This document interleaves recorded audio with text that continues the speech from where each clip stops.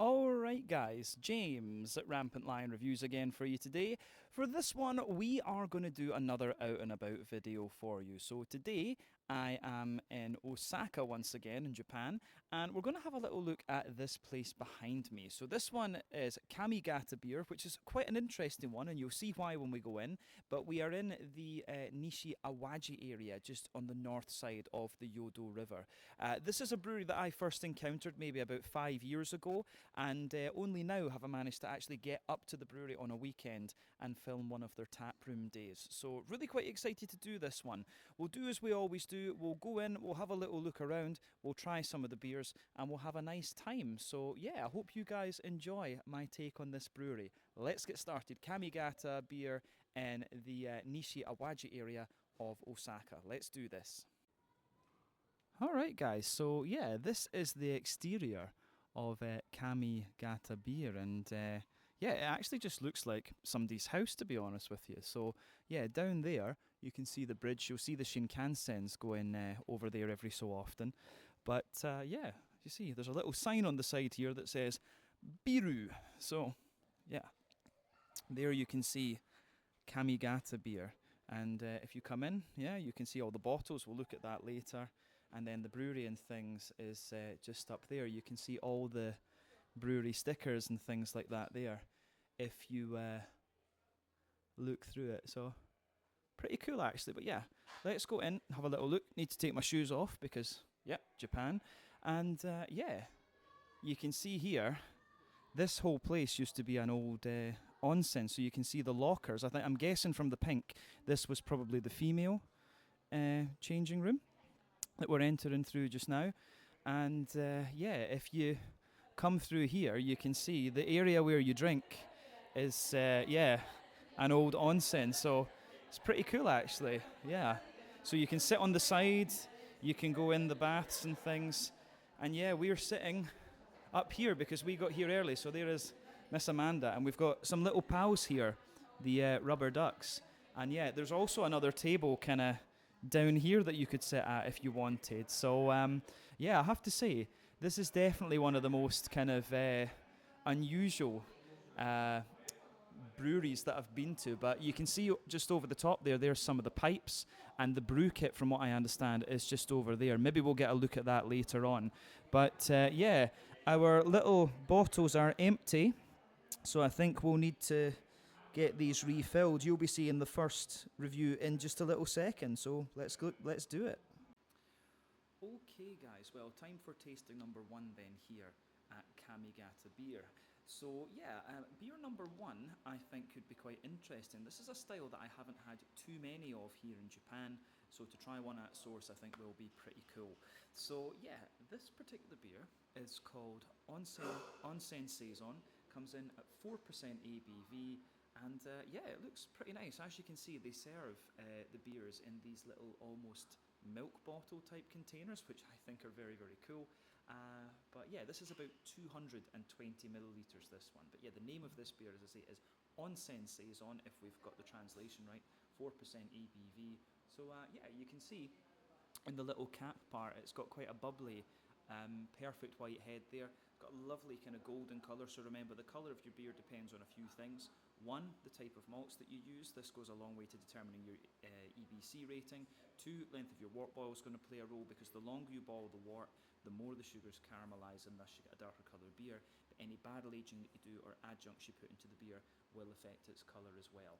But yeah, you don't often have to care about that with kind of original saisons, if you like, but there are a number of fruit saisons and things like that these days. But in terms of like a kind of how do we say, an OG saison, this one pretty much fits the description, although these beers sometimes tend to be a little bit sort of hazy, if you like. So yeah, you can see nice bunch of carbonation visible in this one. It looks really quite nice. So let's have a wee look at the aroma of this one then and see what it's all about. Oh yeah, that smells pretty nice actually. It smells pretty authentic. What I always want from these beers is that they smell authentic and similar to what you would get in Belgium. The Saison is of course like well, mostly Belgian, but sometimes French, like a farmhouse ale style, if you like.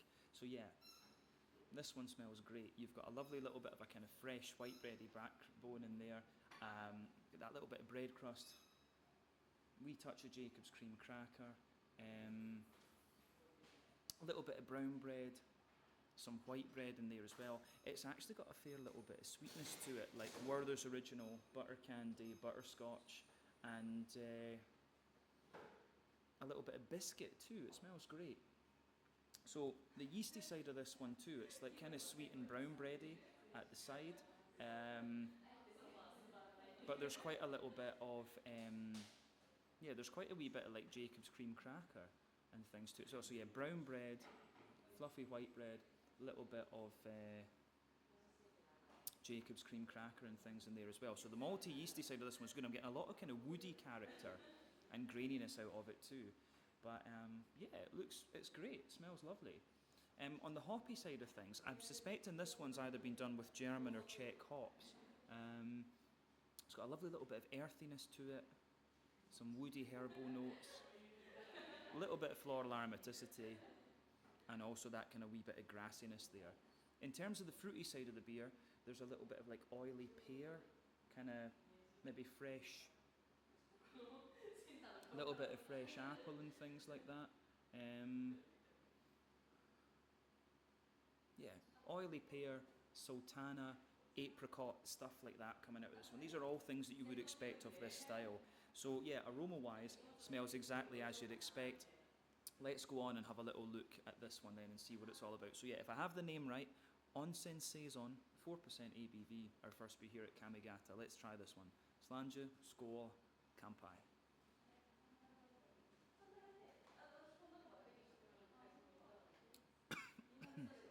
Took some of that down the wrong way there.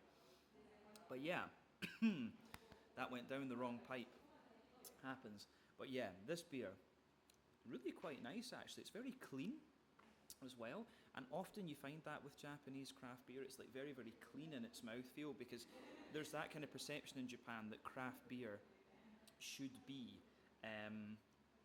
it should have a kind of drinkability element to it, so it's very, very clean.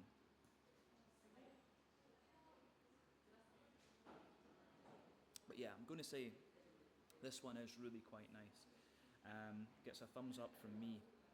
So, yeah, where to start with this one then? The backbone of the beer, it has this lovely kind of fresh brown bready backbone to it. As you move further forward on that middle third of your palate, there's a little bit of like, there's a wee touch of kind of woodiness in there. So a little bit of woodiness. Then on top of that, there's a bit of Jacob's cream cracker. And then you have a little bit of kind of fluffier white bread in there. Oh no, actually, you've got the brown bready bread crust, the cracker, wholemeal brown bread, fluffier white bread on top of that.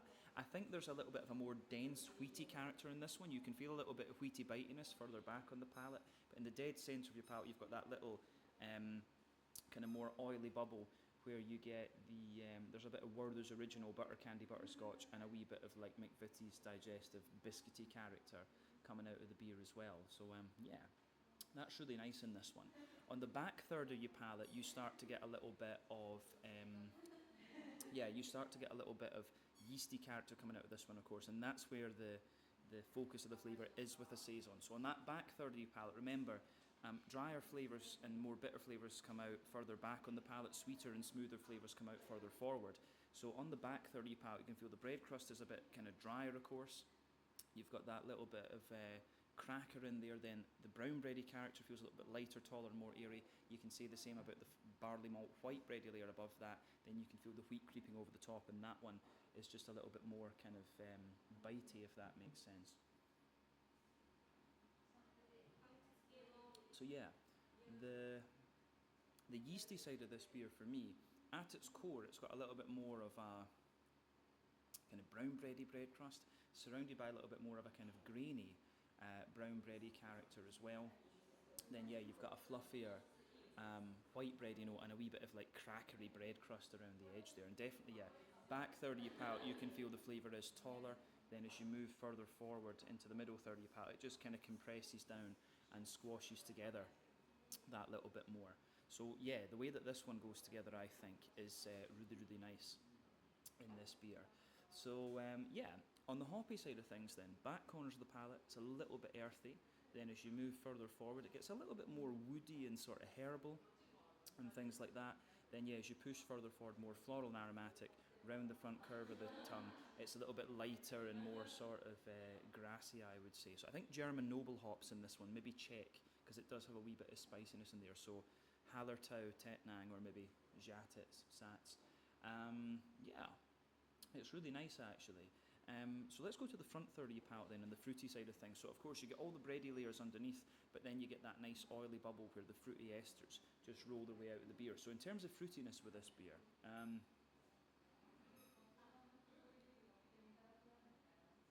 the fruitiness of this beer is kind of what we expected based on the aroma. So further back on that front third of your palate, it's kind of like oily pear on top, and then a kind of sultana sort of flavour underneath, maybe a little bit of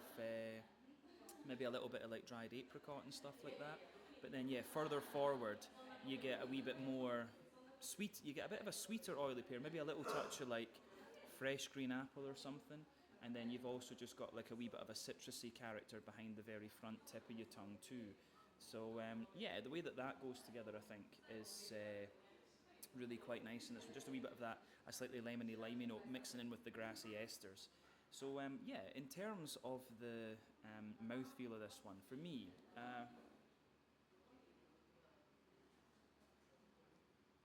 I'd say this beer is kind of mid-bodied. The carbonation's actually carbonation's got a good little bit of a prickle to it in this one. As I say, Japanese like their beer to be refreshing and clean, so this is something that I'm kind of fairly familiar with when it comes to Japanese craft beer. So yeah, lovely kind of mid-bodied, clean, light, refreshing mouthfeel. The malt base is a bit drier underneath, smoother in the middle, and a slightly touch bit sweeter on top. The IBU in this one, I think, is about 25-ish, something like that, maybe 30 at most, but 20 to 25 IBUs seems more likely in my opinion. The fruity character is just that little bit oily. So yeah, I think this has been a really nice one to start with here. We'll go on and we'll see what else we can do. But yeah, this was the Onsen Saison, 4% ABV. Let's leave it at that for our first tasting then. Catch you guys in a second with something else.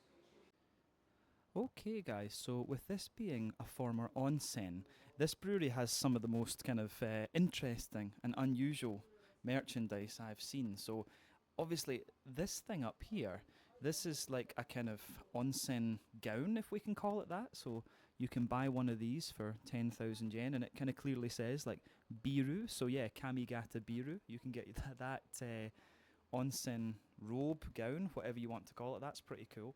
You can also get your kind of onsen towel here as well, which is kind of interesting. But I think that one's maybe sold out for the moment.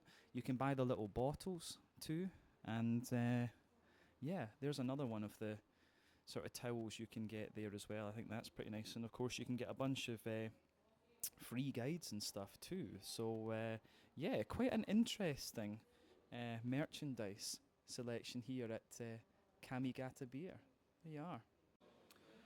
Alright guys, well time for tasting number 2 then here at Kamigata Beer. So yeah, for beer number 2 we are going for the newest beer on the menu. So this one is called Shampoo Ale, comes in at 4% ABV, and this one is a wheat beer.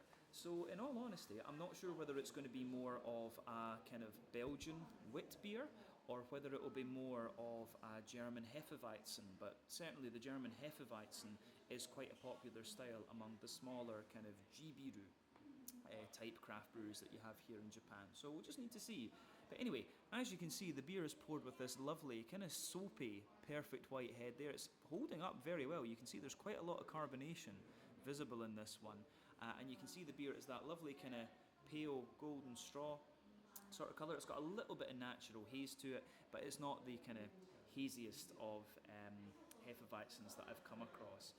And going from the colour of this one, that makes me think it might be more of a Belgian wit rather than a German Hefeweizen.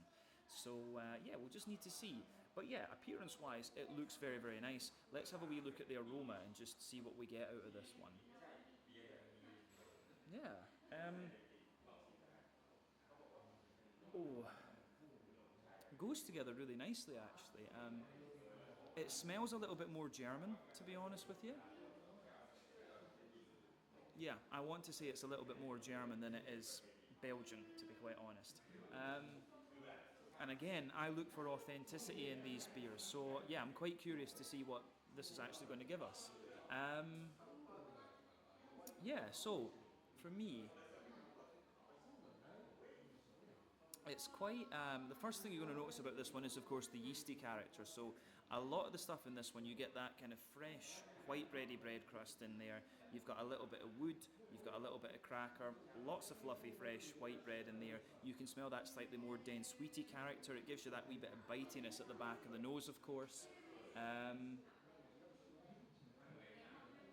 and then yeah, it's got that lovely kind of banana bread type character to it as well. And that's always something, you get that banana clovey type thing that you expect of a Hefeweizen. Um, it's it's actually just really nice and comes across as very authentic, but I get the feeling this is going to be a really light, drinkable version of the Hefeweizen, although in fairness, these days, whenever I try a German Hefeweizen, I find them quite light, whereas back in the day before the New England Hazies appeared, I actually found this style quite heavy and I could only ever drink one, but, change days as they say. But, yeah, white bready, in the yeasty side of the beer, yeah, white bready notes, banana bread, cloves, a little bit of a kind of spicy note to it. But on the hoppy side of things, it comes across, again, typical German noble hops. Little bit of earthiness, wee bit of woodiness, kind of slightly grassy, a wee bit of floral aromaticity in there, but the brightness of the green component makes me think, yeah, Hallertau or Tettnang noble hops in here. Um, yeah, it goes together really, really quite nicely, I have to say. Um, yeah, I like this, I have to say. I do think this one, the smell of this one comes across really nicely. On the fruity side of things, as I say, you get a bit of banana from the banana bread, but it's kind of like a candied banana. You've got apricot, sultana, pear, these kind of things. The aroma on this one's actually fairly similar to the saison that we had before, although this one is a little bit like sweeter and a little bit more kind of banana bready leading, I guess we could say. So yeah, I think this one could turn out to be pretty nice actually.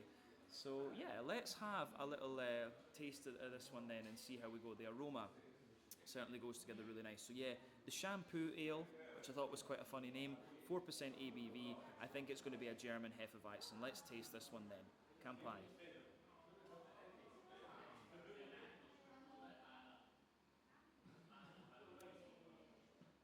Oh yeah, German Hefeweizen all the way. Um, it's interesting with this one.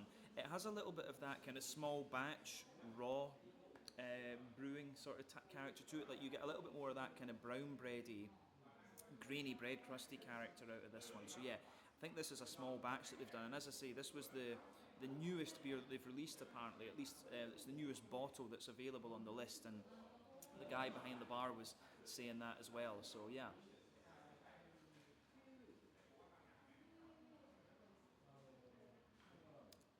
So yeah, for me, again, really quite nice actually.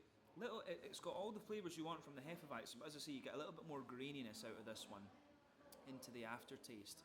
Um, but yeah, let's break it down.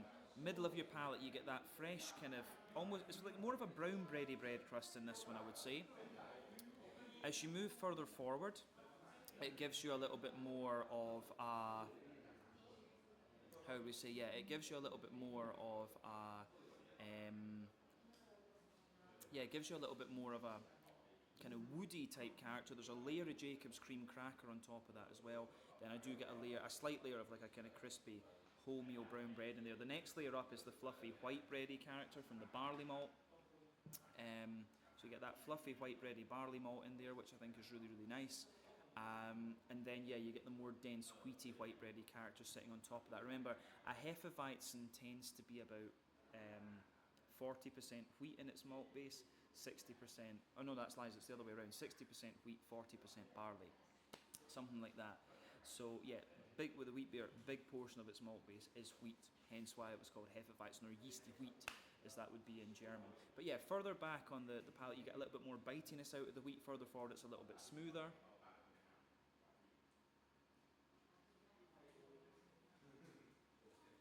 You have got a little bit of that more kind of clovey spice in this one as well, which comes out further back on the palate. In the middle of your tongue, there is like a little circle there where there's a wee touch of like Werther's Original butter candy butterscotch, and there's a wee bit of biscuit surrounding that. That is, of course, the alcohol in the beer coming out, but that's very, very minimal in terms of the overall flavour. But yeah, further back on the palate there, yeah, you get all the same layers. You know, the back third of your palate, the flavours are very similar to the middle third of your palate. So you've got the bread crusty character, which is a little bit more dry and grainy. You've got the crackery notes that sit on top of that. The brown bready layer, which feels a little bit lighter, taller, and more airy. The white bready layer, which above that feels a little bit lighter, taller, and more airy. Then you've got the more kind of bitey, wheaty character coming out of this one as well. And then above all of that, you've got the yeasty notes coming out of the beer. So yeah, I think the way that that goes together is really very, very nice in this one. So the yeasty side of the beer for me then, let's have a look at that.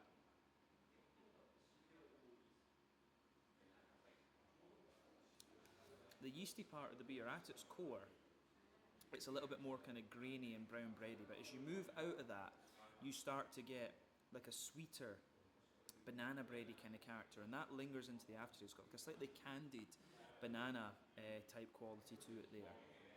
And then on top of that, or on the very edge of it, you get a wee bit more of a bread crusty, crackery type note to this one. So yeah, brown bread, banana bread, and then yeah, a more crusty white bready character there. And definitely, yeah, back third of your palate, you can feel the flavour just is a bit taller. Then as you move further forward, it kind of compresses down and squashes together that little bit more. So yeah, that's pretty nice in this one. One thing I will say about this beer too is that I think it's pretty fresh because it's got a little bit more bitterness than you'd normally associate with the Hefeweizen style.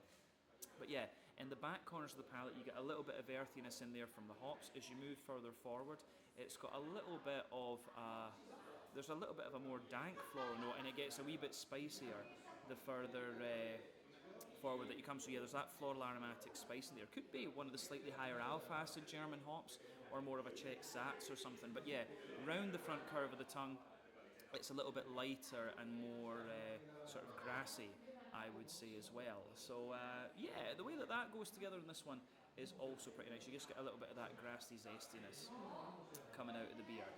On the front third of your palate, of course, you start to get the fruity part of the beer. You've got all the bready layers kind of underneath, but let's look at those fruity notes.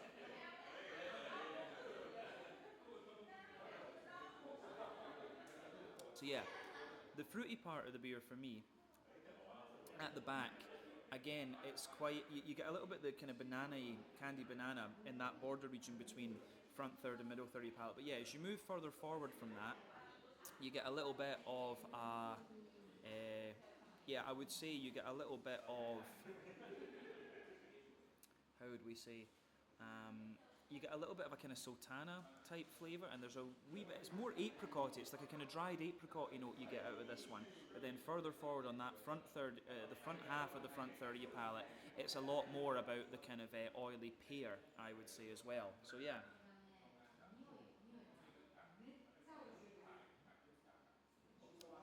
But yeah, I think that covers the fruity side of this beer. It's actually a really nice Weizen, very light and refreshing. So in terms of mouthfeel, I would say that this beer, it's kind of bottom end of mid-bodied, top end of light-bodied. The carbonation is actually quite crisp in this one. You really can feel it a little bit. In that sense, the mouthfeel is a little bit more like a wit beer. But again, the flavour of this is more like a German Hefeweizen. So your malt base is a bit drier underneath, it's smoother in the middle, and there's a very slight sweetness on top. The yeasty character gives the beer a wee bit of dryness. Your IBU, I think, is about 20, 25 in this one, but it's got like a kind of... so it's a little bit more bitter than a German Hefeweizen, which is normally about 15 IBUs. But then, yeah, you've got a lovely little bit of fruity character to this one as well. So yeah, quite a dry fruity character actually as well, which suits the style. So yeah, I think that's really interesting. This one, as I say, this was called the Shampoo Beer, 4% German Hefeweizen, I would say. our second beer here at Kamigata Beer. Let's leave it at that for this one and we'll go on to something else. Kampai. Yeah, guys, so down here they've got a bunch of the different beers that they've done through the years, which is pretty cool. So, yeah, you can see that there. They've got the Sakura Pale Ale, the Dosukoi beer. Not sure exactly what that is, but yeah, you can see if you move along here, some of the artwork on these is quite interesting. Nani beer is like what beer, I guess? But yeah, these are the ones along here that I'm a little bit more familiar with, these kinds of labels. But yeah, pale ales, IPAs, golden ales, the wheat beer, stuff like this. These are the ones I've seen before, but along here, these ones are a little bit newer to me. I've never seen those, but yeah, I thought that was a really cool thing just to show you guys. So there you are. Let's go on to something else. Alright guys, time for tasting number 3 then. So for this one, we are going to move to the sour end of the beer spectrum. So beer number 3, the name translates into English as Tropical Hot Spring Sour. So yeah, this should be quite interesting. It's a 4% sour beer with a bit of mango added into it from what I understand. So yeah, you can see that this beer, it's got a little bit of a kind of foamy coloured head on the top there. But yeah, it's kind of, again, as you would expect this beer style to look. A little bit of natural haze to it, of course. Might be from some wheat or it might be from the fruit itself, we're not quite sure. But you can see carbonation in this one is definitely visible as well. These beers are quite nice and clean and crisp, I have to say. But yeah, I don't think we need to say anything much more about the appearance in all honesty. Let's have a wee look at the aroma of this one and see what we get. Yeah, in honesty, the aroma's quite easy going, really. You can smell the juiciness and the kind of softness of the mango first off, which is what you'd expect when it's a mango sour, stating the obvious here. Yeah, for me, the other than that, there's not too much going on. There's a little bit of like white bready bread crust, a little bit of a there's a little bit of a sort of Jacob's cream crackery type note to it. Um, Fluffy white bread, a little bit of a sweeter, almost like slightly oaty note to this one. So yeah, it's got a little bit of an almost kind of like oaty, yogurty type character to it as well, which is great. Yeasty side of things in this one, at the back of the nose, quite white bready, I would say.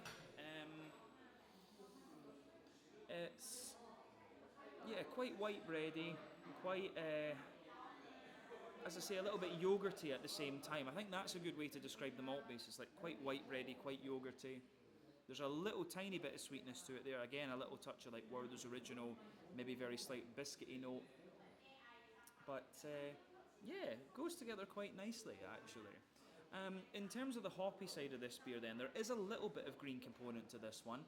Again, I think it's just a little touch of like noble hop or something like that. You can smell there's a wee very slight touch of earthiness in there, little floral notes, but mostly kind of grassy rather than anything else. But when it comes to sour beers, it's always interesting to talk about the hopping method that the brewer uses because if you go to the original kind of Belgian sours, the Lambics, the Flanders Reds and so on, what the brewers would do with these is that they would use older hops that had lost a little bit of their alpha acid potency, basically so that the bitterness of the hops didn't overpower the sour character of the yeast, but they still wanted to give the beer that little bit of hoppy depth of flavour, and I wonder if that's maybe what's gone on here. Either that or they've just used a very low alpha acid hop, something like that. But yeah, you still get a little bit of green component out of this one, but these days when it comes to modern sour beer brewing, sometimes the brewers don't bother using hops, and that's usually with the big like fruity smoothie type sour beers, or they'll use those older hops, which is the reason why I say it's always interesting to ask a sour beer brewer about what method they're using. So yeah, the aroma in this one, you certainly get a little bit of hoppy character in there, as I say, kind of German noble type hops, and yeah, there's a little bit of, as I say, there's a little bit of a more mango-y, apricot-y type note coming out of this one as well. So you get the mango obviously from the fruit, but there's a little bit of apricot little bit of kind of sultana type note in this one. These are all things that you would expect, of course, but maybe some of those are placebo. But yeah, let's have a little look at the flavour of this one then and see what it's all about. I'm really quite curious at this. I think we'll get more out of the flavour of this beer than we would the aroma, to be honest with you. So let's taste this one. Tropical hot spring beer, if we give it its English name. Beer number 3 here at Kamigata Beer. Kampai.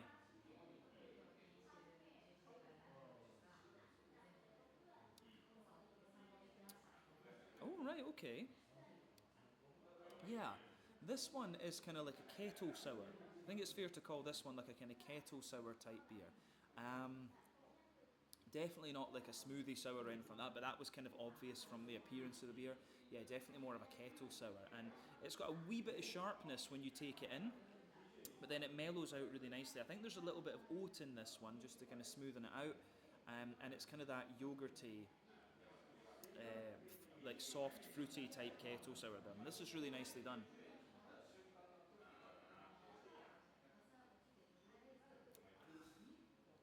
Yeah, I like this. I can safely say that. Yeah, so where do we start with this one? Um, it's a very easygoing beer, this one. The backbone of this beer, again, you've got that white bready bread crust in there. There's a little touch of woodiness, very slight layer of cracker. The bready layer in this one is all white bread, but you can feel there is a slightly more dense note to this one, but I get the feeling there's maybe a little touch of like oat in here just from the way it's kind of coming out. So like down the middle line of your palate, you can feel like a slightly soft but quite dense, almost oaty type note, and it gets a wee bit drier out toward the edge of your palate there. So again, would not be surprised if there's a little bit of oat in here.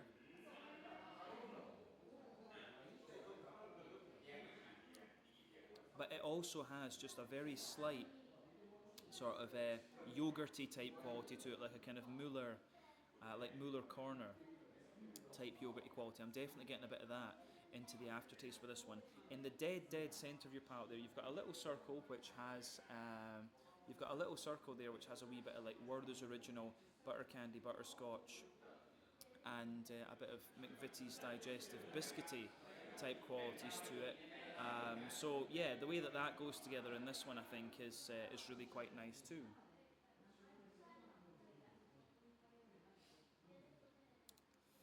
But yeah, the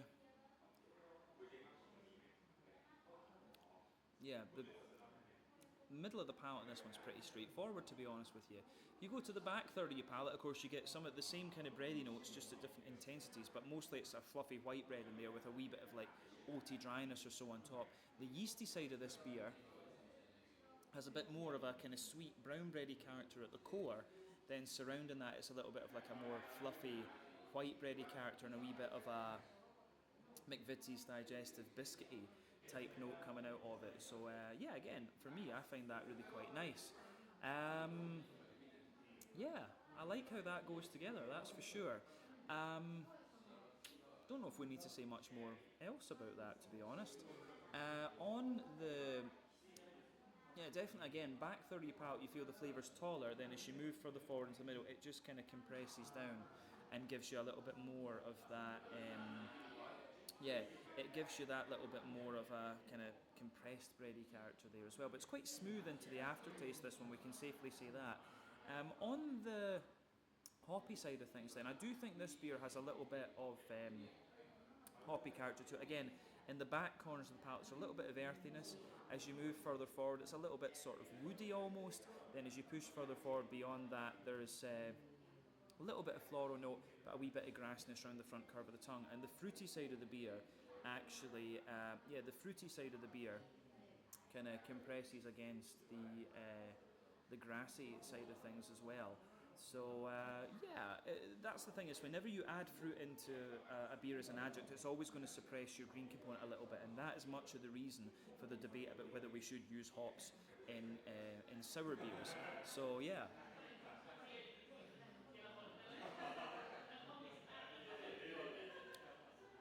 But yeah, don't know if there's any. I don't think we need to say anything else about the green component of this one. But if you go to the front third of your palate, then you've got all the same flavours from the bready layer I was talking. It's more white bread, and there's a wee bit. I do suspect there's a wee bit of oat in this one, but then you get that nice oily bubble where the juicy fruity esters from the hops kind of roll their way out. But when you take the beer in, you do of course get a little bit of that sharpness, that little bit of sourness from the mango, which I do quite like. And then underneath that, yeah, it's mostly like a softer kind of dried apricot-y sort of flavour. Little hints of pear, maybe a little bit of a slightly more citrusy note behind the front tip of the tongue there. But yeah, there's that, yeah, mango when you come in, it gets softer and juicier the further into the aftertaste you go. And yeah, like a soft apricot-y note particularly dominating in this one. So yeah, the way that that goes together in this beer, I think, is really quite nice. And as I say, just a little bit of a slightly more citrusy thing behind the front tip of the tongue. So yeah, mouthfeel wise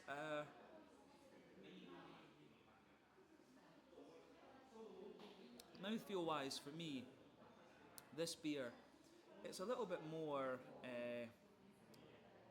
Let's say it's a little bit more of a kind of. It's definitely light-bodied, this beer for me, but I've always found sour beers to be lighter in their mouthfeel than regular beers, if you like. So very, very clean mouthfeel once again. It does have a wee bit of crispness to the carbonation. It's got a little bit of a slick kind of note to it, and it's got a wee bit of zip just because it is a sour beer. The IBU in this one will be very low, like 5-10 IBUs at the absolute most, and your green component around the edge of your palate is very, very smooth, so probably about 5 IBUs.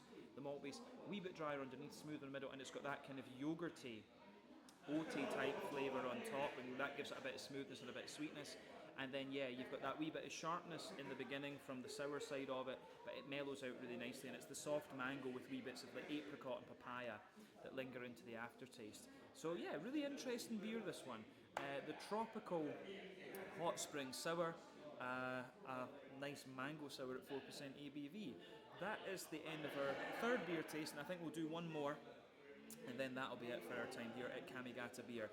Catch you guys in just a second. Alright guys, well let's have a little look at the tap list then here at Kamigata Beer. Incidentally, we're here on the 12th of October 2025. So yeah, they've got 5 beers on tap. Initially when we came, number 1 was the wheat beer, but that has now finished, so they've replaced it with the hazy IPA. Number 2 is like a strawberry kind of sour beer. Number 3 is an English type bitter. Number 4 is the saison, and then number 5 is the mango sour. So yeah, fairly decent selection, quite interesting styles actually.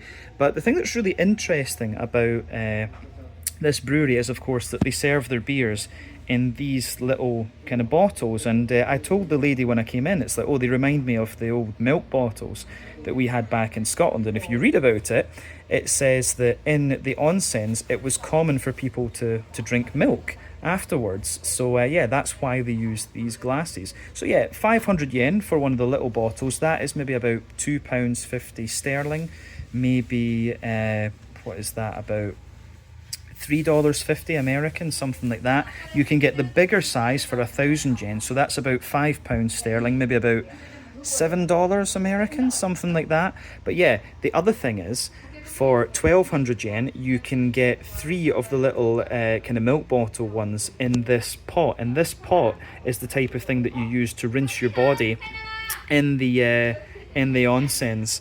So yeah, that's kind of cool. Another thing that you can buy is the grissini, which is made from the spent malt grains that they use in the brewing process. So yeah, it's kind of interesting actually. You can get a little bag of it as well, just to try. Maybe we need to try some of that, in fact.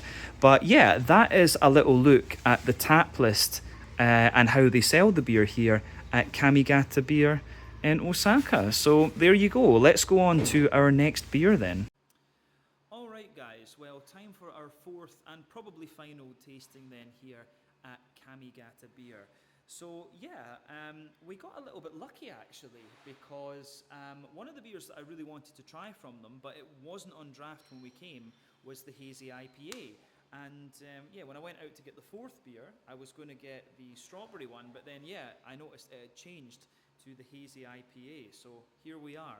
So yeah, beer number 4 is this one, the White Bone.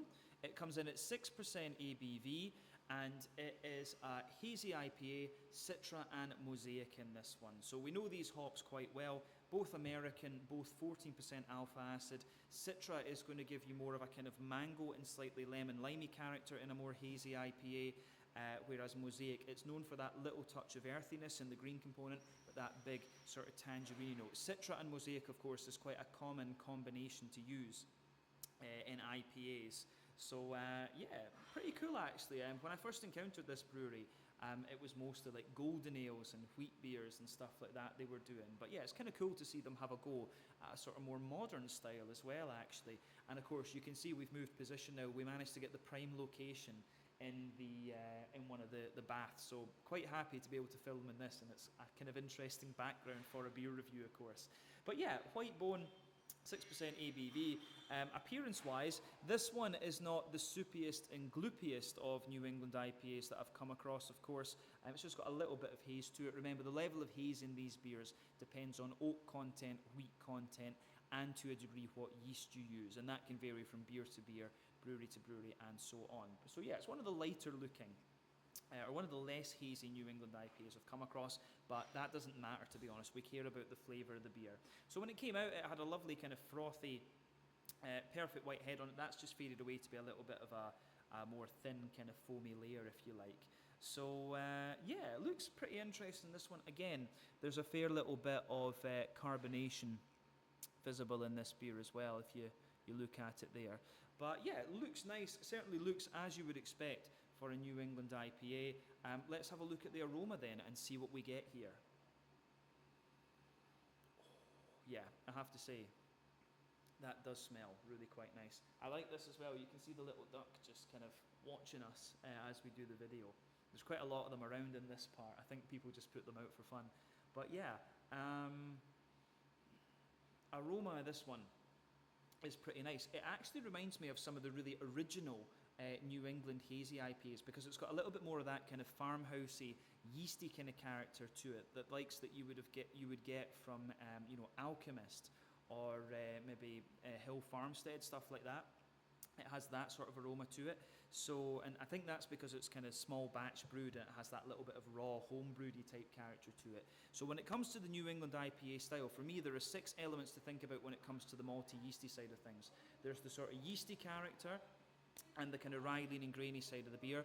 Those 2 elements are a little bit more common in New England brewed New England IPAs, but as this style has moved elsewhere, and it's been brewed by other people, the focus is a bit more on wheaty bitiness, oaty creaminess, barley malt bread, and also the sweeter side of things. So for me, this one, as I say, it's got a little bit more of a kind of yeasty and grainy character to it, but at the same time, once you kind of get beyond that, it's got a little bit more of it leans a little bit more toward the wheaty side of things, and the barley malt, I think, comes out in this one. I don't think this one's too oaty, in all honesty. But yeah, with this beer, you can smell like a kind of brown bready, bread crusty backbone. There's a little bit of woody character to it as well. So a little bit of a bready note, wee touch of woodiness in there. Some Jacob's cream cracker, definitely a bit of like wholemeal brown bread. Fluffier white bready character as well. Yeah. Fluffier white bread in there. On top of that, you can smell like a little bit more of a dense wheaty character. You get a wee bit of wheaty bitiness in the back of the nose. I think there might be a little bit of oat in this one, because you can smell just a little bit of that slightly creamy character in there. And there's a wee bit of like Werther's Original butter candy butterscotch as well. So yeah, the way that goes together is pretty nice in this one, I have to say. Yeah, I like that with this one. So that's the malty side of the beer. The yeasty side of this one, again, it has a little bit more of a kind of brown bready sort of, it's got a little bit more of a brown bready character to it. Jacob's cream cracker. Yeah, there's Jacob's cream cracker in there. There's a bit more of a kind of woody note to it as well. So yeah, brown bread, Jacob's cream cracker, stuff like that coming out of this one. But I think that covers the malty and yeasty side of the beer. Now, on the hoppy side of things, with IPAs, it's important to remember there are 3 types of hoppings that you can do. Early addition hopping, that takes place within the first hour or so of the wort boil, gives you the vast majority of your bitterness and a deeper, danker green component. Late addition hopping, takes part in the latter half hour of the wort boil. Wee bit of bitterness, mainly flavour and aroma, and it gives you a very bright green component. Then you've got dry hopping, which takes place after the wort boil is complete, and that's all about flavour and aroma. So yeah, the how would you say, the hopping used in this one, you can kind of tell from the aroma, it's definitely more late addition and dry hopping, which kind of fits with the New England IPA style, because these ones are a bit more softer and fruity, if you like, and juicy, I guess is the right word, whereas West Coast IPAs are a little bit deeper, danker, more oily, and more kind of bitter and things. So, yeah, the hoppiness in this one is, the green component's quite bright, so there's a little bit of the earthiness, I think, from the mosaic coming out, but mostly a kind of oily floral note and a wee touch of a kind of zesty, grassy type character as well. So, yeah, the way that all goes together, I think, is really quite nice in this one. So lovely kind of green component in here, but beyond that, you have beyond that, you've got the fruity side of the beer, which for me is quite, the fruity side of the beer in this one, beyond the kind of grassier and floral green component, it's kind of what you would expect from these hops. There's a lovely little bit of juicy mango in here. You've got a little bit of a kind of softer apricot-y character as well. Maybe a wee bit of passion fruit. All of that will be coming from the Citra. Then, yeah, as you go further forward from that, you've got more of a kind of tangerine-y, orangey type quality as well. So, yeah, the tangerine orange is, of course, coming from the mosaic in this one, but it goes together really quite nicely, actually. And as I say, it reminds me of some of the really, reminds me of some of the more, how do you say, some of the more kind of farmhousey, original New England IPAs that I've tried. So yeah, it smells good. So yeah, this one is, let's have a taste of it. This is the White Bone, 6% ABV, Citron Mosaic, the New England IPA here at Kamigata Beer, our last one that we're going to try today. Let's try it. Kampai.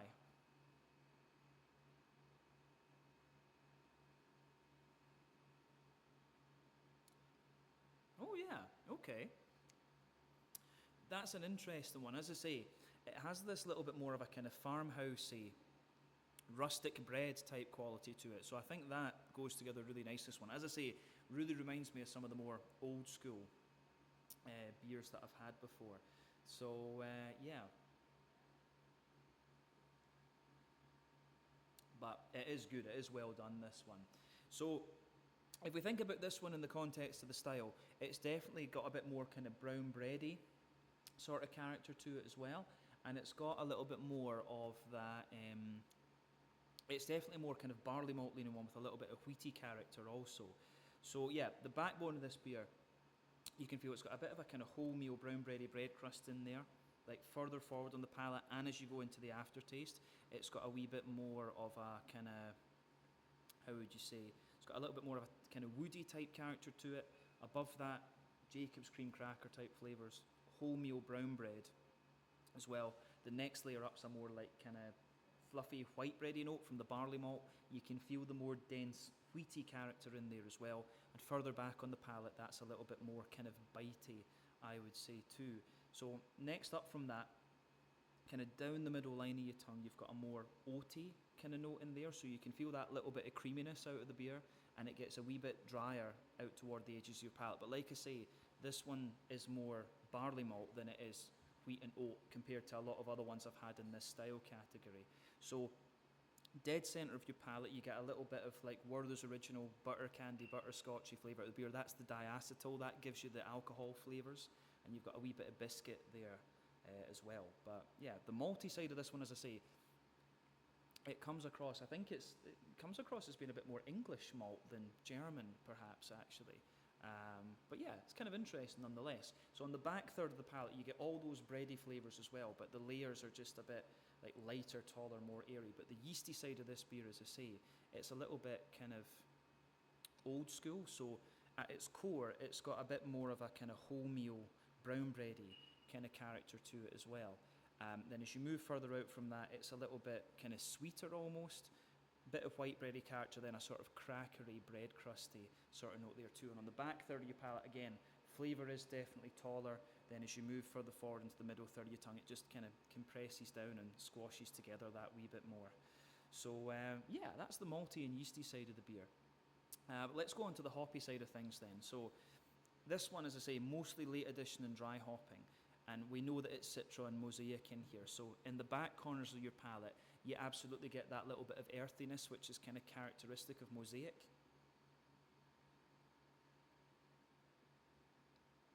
But yeah, as you come further forward on the sides of the palate, it shows you a wee bit of like a herbal note and a wee bit of woodiness. And I think that's mainly coming from the yeast rather than the hops, just by the way the flavour goes together in this beer. But as you come further forward, it's a little bit more floral. And it's quite an oily floral note you get out of this one as well. But round the front curve of the tongue, it's a wee bit lighter and more sort of grassy. So yeah, that goes together really nicely. Front third of your palate then, as I say, you get all those bready layers that we were talking about earlier, but then you get that nice oily bubble where the kind of fruity esters come out of the hops. So at the back of that front third of your palate, you've got more of there's like a juicy mango in there, that's the Citra coming out. Underneath that, there's a wee bit of a softer passion fruit. Then going forward, that's a bit more apricot-y. But yeah, in the front half of that front third of your tongue, it's the tangerine orange, and that's the Mosaic. The Mosaic hop is going to give you that orange. And then yeah, just behind that very front tip of the tongue, you might get a very slight limey note mixing in with the grassy esters. But yeah, it's mostly mango, apricot, and a little bit of a passion fruity note, then the big juicy orange, the typical things that you'd expect of Citra and Mosaic, of course. So mouthfeel wise, this beer, mid-bodied, carbonation on this one does have a little bit of a prickle to it. I mean, you can see the carbonation is quite active in this one, and we've seen that in all the Kamigata beers that we've tried today. And then it's got a little bit more of it's got a little bit of a slightly drier mouthfeel to it as well, this one. The further into the aftertaste that you go. But IBU-wise, I think it's your fairly standard 30 IBUs. The malt base, as you say, a bit drier underneath, which makes me think it's a bit more English malt than German malt. There might be a little bit of Pilsner malt in there, though, because you get that crispness at the back of the palate. But yeah, white bready notes. There's a wee touch of sweetness to it, not too much. And then, yeah, you've got that lovely, juicy, fruity kind of note out of it as well, which is mostly late addition and dry hopping. So yeah, really interesting one, this. As I say, it reminds me of the real old school ones that I first tried in New England. And obviously this style has evolved more over time and become sweeter and more creamy and stuff like this. So this is a properly old school take on the style for me. Yeah, interesting stuff. So I think we can leave it at that for this one. So this was Whitebone, 6% New England Hazy IPA, this one from Kamigata Beer, our last beer tasting of today. So we'll go outside in a little bit and I'll give you my final thoughts then of our time here. But this was a really interesting one, and we got quite lucky that the kegs changed in time for us to try this. Catch you guys in just a second. All right, guys, so another little thing that's right next to the door when you come in is this list of different bottled beers that you can buy to take away. So I just thought I'd let you guys have a look at this. So yeah, if we start up here, you can see they've got the wheat beer. Then if you go along to this one, the Saison, which we tried earlier on, and apparently that's their #1 bestseller. And I have to say, I can see why, actually. I really enjoyed that. Then they have a New England IPA, which is their second bestseller. The Blonde Ale, which I think might be the one I tried quite a while ago. Then the Suboyu Bitter, which I guess is an English-style bitter. Then down here, they've got the Lemon Kakenagashi, which is a fruit beer, obviously a lemon fruit beer. Then this one, the Chanoyu Kulsh. Kulsh beers are, of course, very popular in Japan among the smaller breweries. Then down here, they've got the Bath Break, which is a 4% sour. Apparently that's their third bestseller. Then they have a sweet stout. This one, the bath salt stout, translates to. And then, yeah, here they've got a coffee blonde ale at 4%, the Coffee No You. That would have been quite interesting to try, actually. Might need to get one of those to take away. But yeah, that's a list of the different bottles available here at Kamigata Beer. So there you are. Alright, guys, well, that is the end of our time then here at Kamigata Beer in Shin Awaji in Osaka. So we had a really nice couple of hours here. As you would have seen, it's a very, very unique venue. I can't think of any other craft beer that is brewed inside a Japanese onsen. So, yeah, pretty awesome, I have to say. But in total, we got to try 4 different beers. We started with the Saison, which potentially was the pick of the bunch. I really, really enjoyed that. We went on to the wheat beer afterwards, which I thought was a really authentic German-style Hefeweizen. The mango sour was pretty nice, like an old-school kind of kettle sour. And then we got lucky at the end because the keg changed and we got to try the New England Hazy IPA, which was one of the ones that I was really very curious about. So for the 4 beers that I drank, in total, we paid about 2,000 Japanese yen. So that is about 100 Hong Kong dollars, £10 sterling, maybe about $12 American, just to give you guys a kind of price reference, maybe about €11, something like that. So yeah, you can't really beat that value if you like. So it's pretty cheap to come and drink at the tap room. It's a little bit of a walk from the station, but nothing that should put you off. The people here are also very nice. English is, of course, a little bit limited. My Japanese is also limited, but we got through it, and they were always happy to talk about the beer and talk about the company. So a little bit about this brewery is that it opened back in 2019, but the onsen itself dates from 1960, actually. So yeah, it was an onsen for about 50, 59, 60 years before they actually opened this one up as a beer brewery. So yeah, as I say, pretty cool venue, absolutely worth checking out should you get the chance. So it'll take you about 10-15 minutes to walk here from the station, so definitely do it. But yeah, that is the end of this out and about video at Kamigata Beer in Shin Awaji in Osaka. Absolutely recommend you come and check these guys out because it's nice people that run it and the beer is pretty interesting and pretty authentic. So yeah, let's leave it at that for this one. I hope you enjoyed it. As always, check out my social media, check out Kamigata Beer's social media, and we'll see you guys in another video very, very shortly. Ciao just now.